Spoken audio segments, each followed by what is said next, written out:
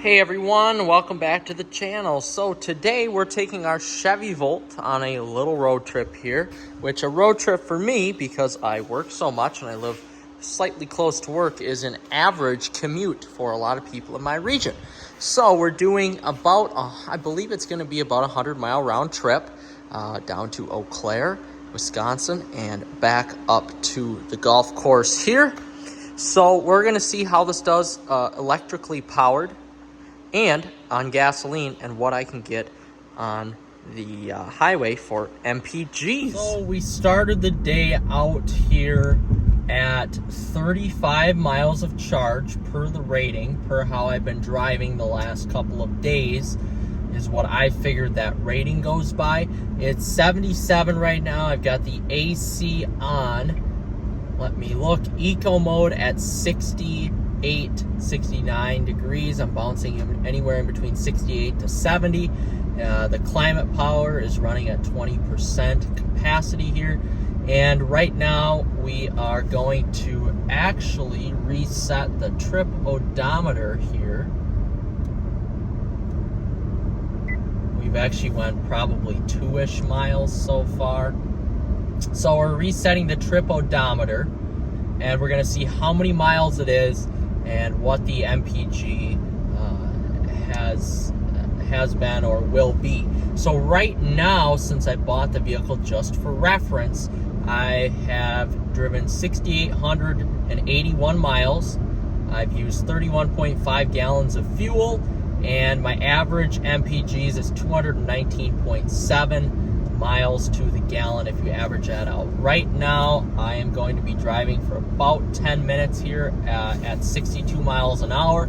And then when I get onto the highway, there is some construction, but I would say the average speed traveled without the construction will be about 76 to 77 miles per hour.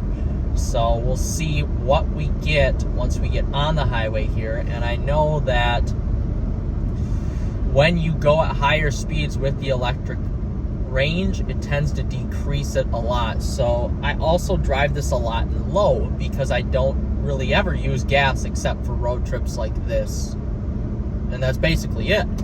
So right now I'm going to put it back into drive, which is like normal driving dynamics. And there's no regenerative braking with the vehicle. In low, it is essentially a regenerative braking, is what that is. So we're going to see how fast this battery runs out.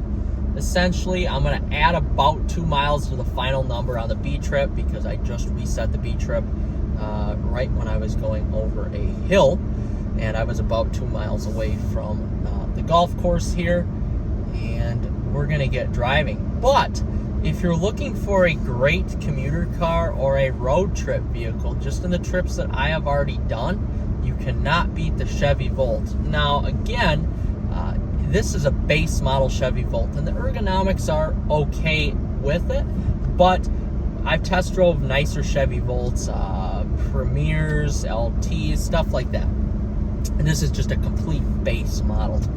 And it does have some decent features in it, touchscreen, automatic climate, stuff like that. But the addition of a leather steering wheel and leather seats, heated seats, stuff like that, nicer stereo system, that really does go a long way for the average person. But for me, somebody who really just uses this to drive to and from work and to reduce the miles put on my other vehicles, which are all big, heavy V8 SRT monsters, this is the perfect vehicle for me.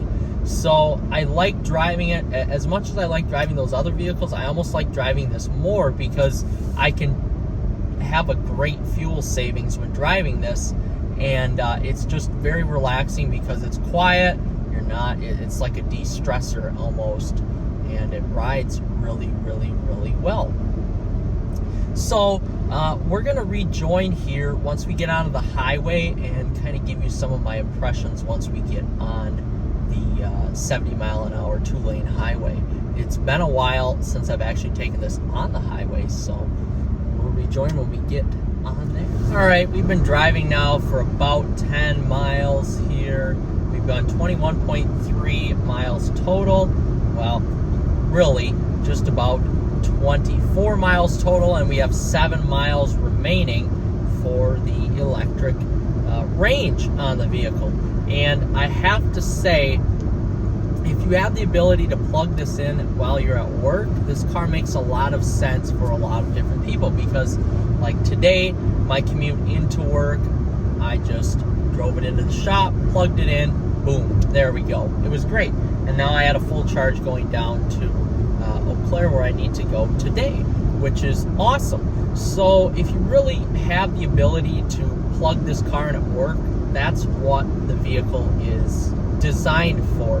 You know, whether you get to your destination or work or wherever you're going and you can plug this in, it is fantastic for that. And then if you can't, or if you're going on a road trip like I am today, or a long commute to work, like some people would do this today, you have that gas generator as a backup, and it's pretty seamless when it turns on. It's really not that noisy, and you know, you'll be able to see there what it really sounds like. But right now we've got 6 miles remaining, and we've got 2 bars left of battery power here. 5 miles remaining now, so I'm curious to see what we are going to get moving forward with this range.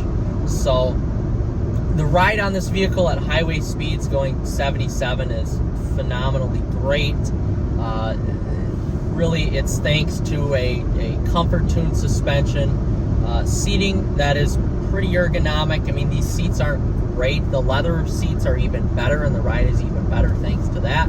But the 17-inch rims with the, I believe the 35 series sidewalls on the vehicle. I mean, this car just soaks up bumps like no other. And I should note that it weighs just about 4,000 pounds. It does weigh over 4,000 pounds with me in it, and the 3/4 tank gas that I have in it. So really, it just floats along effortlessly.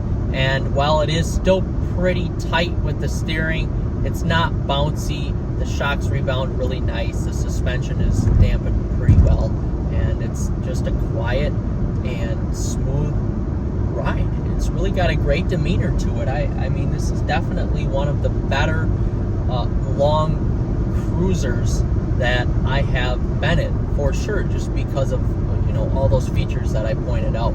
And I have to say, the most relaxing thing for me is that this vehicle is super quiet.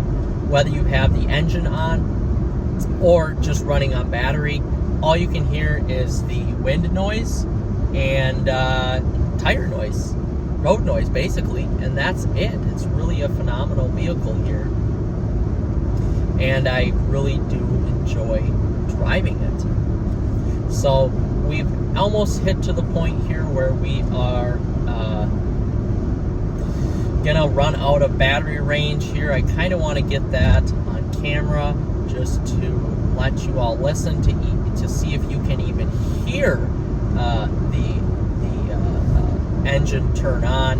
And right now we've got 1 bar left, or 2 miles. It's obviously going to be less than 2 miles, because this vehicle, from what the little bit of driving that I've done with this vehicle on the interstate, I've noticed that the range significantly goes down, and we'll be able to get a really good test of what it will be like here as we've hit about 28.5 miles of electric range. Now, granted, like I said, now it's 80 degrees, and we are going downhill, as a trip from up north to down south is downhill, so it may be a little bit different if you are going uphill, but really it's not that much different. So right now we've got about a mile left here. We've hit 29 miles of range, and the gas engine should turn on here any second. So I will shut up and let you hear what it sounds like. And there, it just turned on. So we've hit 29.5 miles, and the gas engine just turned on. And you really can't hear anything. Yep, there we go. it's a pretty quiet ride indeed. So one thing to note here with this vehicle, as now we've hit road construction, we're going down to about 55 miles per hour. One thing to note, since the time I took a break till now, which has been just about 5 minutes, I've only used a tenth of a gallon of gas, which is phenomenal. This thing really, and I've went about 5 miles. So this thing really does great on gas. But one thing to note though, when the gas generator, that 1.4 liter engine, wakes up and gets higher into its rev cycle, which you can't tell because there's no RPM gauge here, it definitely does get buzzy and it definitely does get loud. And really the only experience I've had with a louder vehicle like that, ironically, is ahead of me, is a Subaru Outback 4-cylinder engine with the CVT. So that is, it's definitely nowhere near as loud as that, but it reminds me of that buzzy 4-cylinder engine noise that just sounds horrible. Now, if you have the radio on, like just even up to 10 like it was there, you're never going to notice it. But now, if you're actually paying attention to the vehicle and you're going, I don't know, I'm going about 65 now, and you have the music all the way down, you're not listening to anything except the road noise, yes, you're going to notice the engine a little bit, especially if you're going uphill. There's definitely going to be a little bit of noise for sure, which to each their own.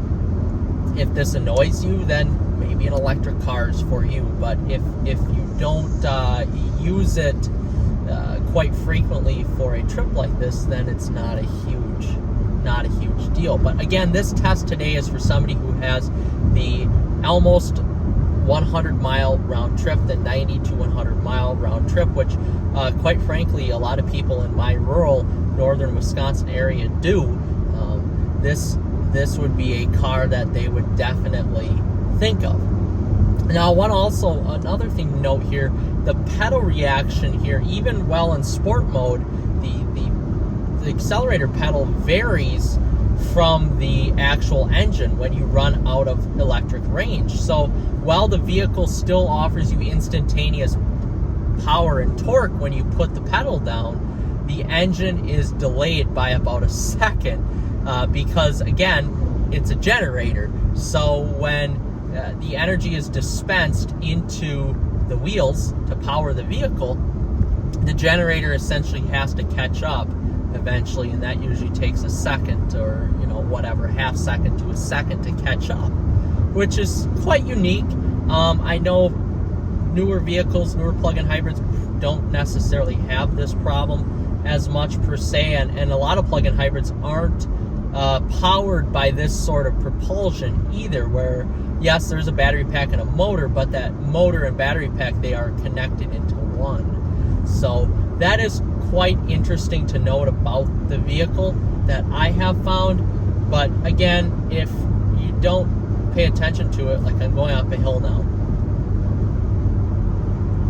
I don't think you can tell that the engine is even on because it's that quiet. Now, if you're accelerating or trying to pass somebody, yes, you're going to get that delayed engine response after the fact. So that's just something to note. But again, if you turn up the radio, you're not going to have that problem at all. So right now here I've gone, let's actually bring it up here. I love how the Volt has all the energy info, like your energy dispensed, your charging speeds, blah, blah, blah, like all of that stuff. I love that the Volt has that for you. So right now I've used 9.4 kilowatt hours, so essentially 94 cents, and that got me 28.9 miles of electric range, with part of that county highway driving and more of the interstate driving. And that is compared to the 35 miles of range that I started out with. So that varied quite a bit once you get this thing on the highway, for sure. So we've used 8.8, or we went 8.8 miles, and now we have to slow down because we're dealing with a big cement truck. So we went 9 miles now on gasoline range, and we've used 0.26 gallons. So 9 miles at a quarter of a tank. So theoretically, we should be getting anywhere from that 35 to 40 mile per gallon number that I usually get when I do have to take this on a road trip, which is excellent. And especially when you're filling up at premium, which is $4 a gallon, and you're getting anywhere from 35 to 40 miles per gallon. That is awesome, awesome, awesome news. So you do have that backup generator to get you to where you need to be.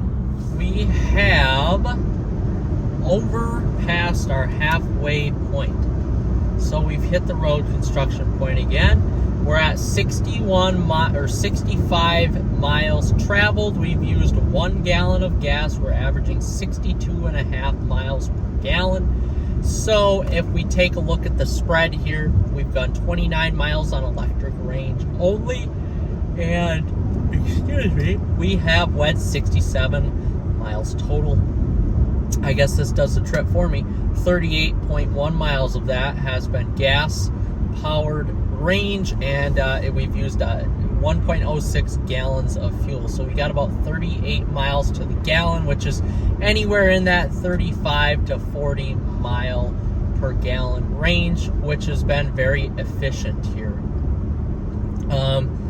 I'm surprised here. Actually, it's 82 now. I'm surprised at how the MPGs that we've gotten. I was figuring this was going to be closer to 35 miles per gallon, with it being warmer and the air conditioner being run a little bit higher here. But we've still managed to put out some great numbers today, which has been great. And if we look at my energy efficiency here, my driving style is 82 out of 100. My climate setting is 74 out of 100. So not bad at all by any means. And even though this is a 9-gallon fuel tank, the tank really hasn't moved much at all. So theoretically here, if you're getting, 35 to 38 miles per gallon on a 9-gallon fuel tank, you should be able to get just about 315 miles to a tank, which is frankly phenomenal. I would be lucky to get that with my truck, and I know I can't get that with my Jeep SRT. I get about 250 miles to the tank there, and that's a huge tank.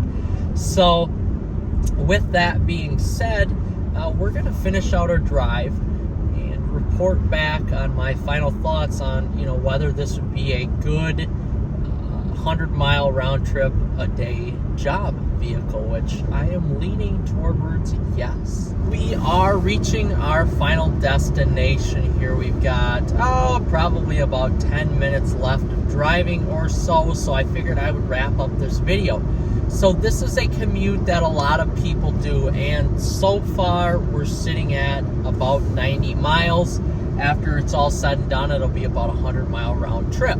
So the Chevy Volt, after about 90 miles now, so 29 miles was electric range. It cost 96 or so cents, so let's just round up to $1 to go for 29 miles of electric range. And about 10 miles of that was back roads driving, and then the other 20 miles of that was highway driving. So with mixed, you get about 30 miles per charge, which isn't that bad, being about 80 degrees and a pretty light wind, but it is out of the south, and that's the way we were going to get down to Eau Claire. And the rest so far, as we're sitting right now, 60 or 59 miles of gas energy range is 1.65 gallons used. So almost about $6, $7 maybe, $6 to $7 to go the 59.2 miles.